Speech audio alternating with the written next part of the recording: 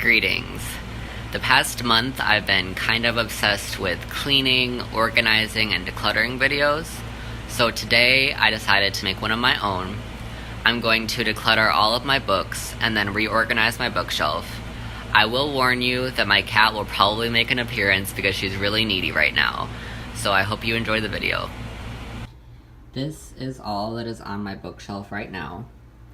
I have a book of word searches that my aunt got me a few years ago, the Janesville Transit route and schedule, and then a certificate from when me and my boyfriend went indoor skydiving in Austin. I have this little angel figurine with a broken wing that I've had since I was about 4. I have my glasses case with my old glasses in it and the box that my iPhone came in. There are 2 little notebooks that I haven't really used at all. I have paint samples that I use as bookmarks, and the rest of them are in books that I'm reading right now. I have a nightlight. Now, people are gonna think that this is weird, but I have my wisdom teeth, and they're in a jar, and I just think it's really cool. I have my 4 high school yearbooks, some notebooks and folders from college, a photo album, my binder with all my clarinet music, my medical binder, my grown-up binder. This has certificates and awards that I've gotten, and this is from when I was in therapy. And then these folders are just for my life insurance and my health insurance and all of that. These are all of the books that I'm working with today. So I want to start with the stack of books that I know for sure I'm getting rid of. The first one is Uncle Tom's Cabin. I tried to read it and I just couldn't get into it at all. I didn't really understand what was happening because it's so old. The second one is I'm Thinking of Ending Things. It sounded like the perfect book for me, but I read the first few chapters and I don't like the way it's written at all, and I don't like the point of view that it's from. The other one is Super Sad True Love Story. I never really gave this one a chance, but I looked into it online a lot because different summaries were telling me different things, and it just didn't really actually sound like a book that I'd be interested in. This one is The War of the Worlds. I have a thing with aliens. That makes it sound like I have relationships with aliens. I have a thing about aliens. So I was really excited to read this, but like with Uncle Tom's Cabin, I read some of it and I just had no idea what was going on because it was written so long ago and it's just not modern language. This one is the Scary Stories Treasury. I'm sure everyone had these as a kid. I didn't, but I really wanted to. I got this because I was wanting to read scary stories, and I've read so many true crime and true horror things that this just didn't scare me. And it's a decent sized book, and I don't want it to take up space. This one is It's Kind of a Funny Story.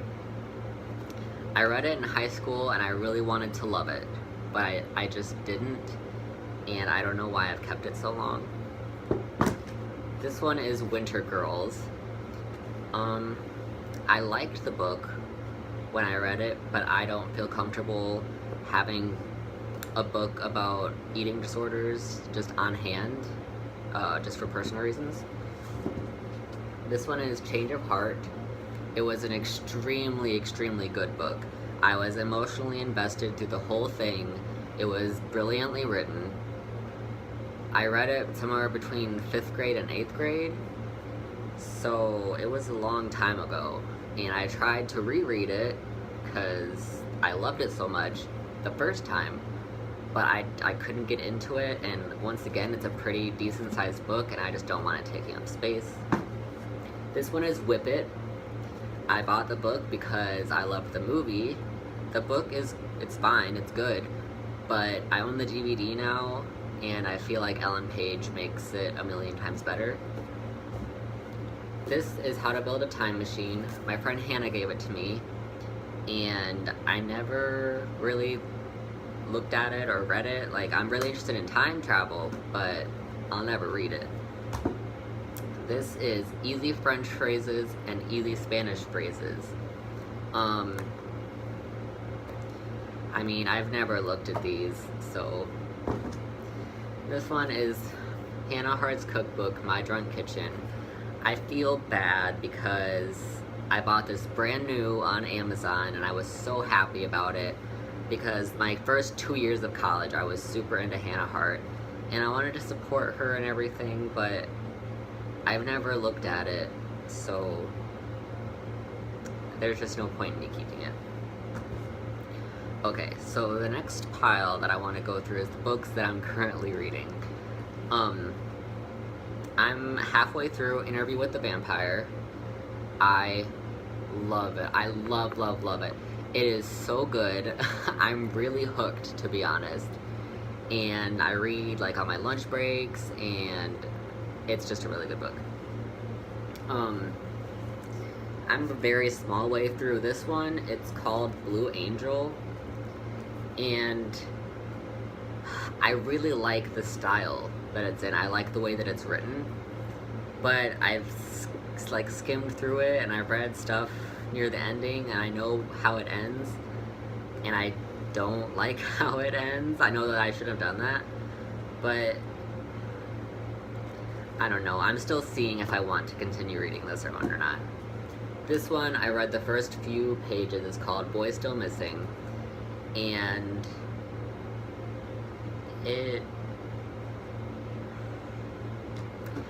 I don't want to say that it reminds me of Dean Winchester, but somehow it does, because like an alcoholic father, and I don't know, but I'll get into this one and I'll see if I want to continue reading it. And this one is The Death of Bees, and I've only read like the first page of it, and like the description on the back is really awesome, and the first 2 pages that I read were really good, but I just can't get myself into it, you know? The next pile is this. Okay, this book I found in the back of my aunt's car like 2 or 3 years ago, and I think she said she got it at a yard sale or she found it somewhere, but it's Life Forces, a contemporary guide to the cult and occult. And it's the coolest book ever. Like, it's so big, it's so old, it has like a few newspaper clippings in it from like whenever the person owned this book, and like they're old and like dyed the page, and it's just really cool. And I almost got rid of this a while ago, but I didn't, and I'm really glad that I didn't, because I think it's just cool to like have this book, even if I don't ever like read it front to cover, which I don't think you're front to cover? Front to back. I don't think you're supposed to. Then I have I Spy a Spooky Night. This was one of my favorite books when I was a kid. I always got this from the library. And then Can You See What I See on a Scary Night? It's basically just the more grown-up version of this one, and I'm definitely keeping those. This I got like the first month that I worked, and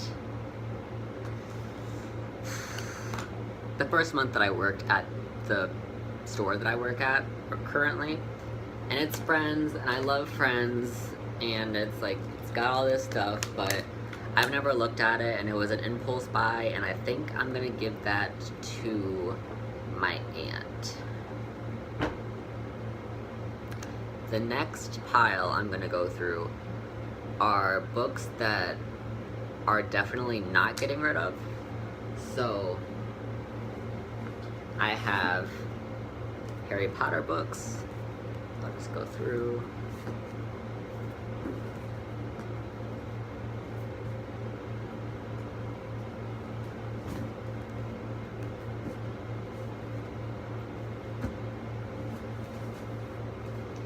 And then I have Harry Potter and the Cursed Child.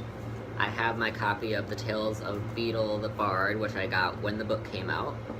And then Fantastic Beasts, which I still have to read. I have this Harry Potter magazine that my aunt got me, and this Supernatural magazine that my best friend got me, so I'm definitely keeping those as well. Other things that I'm keeping for sure. This is my copy of Matilda that I have had since 2nd grade. I got it after I won the spelling bee, and my teacher wrote, "Great job at the spelling bee." So I'm always gonna keep this forever. These are the scripts of the plays that I was in high school. And it has like the thing that you get on the night, and then this one has like a prop. So I'm 100% keeping these. This is The Book Thief. It is one of my absolute favorite books, and I am gonna keep this one probably forever. These are the Fifth Wave books. The Fifth Wave, obviously. I read this one 2 years ago, and I loved it. Then I have the second one and the third one, which I still need to read, but I have a million other books that I'm reading right now. So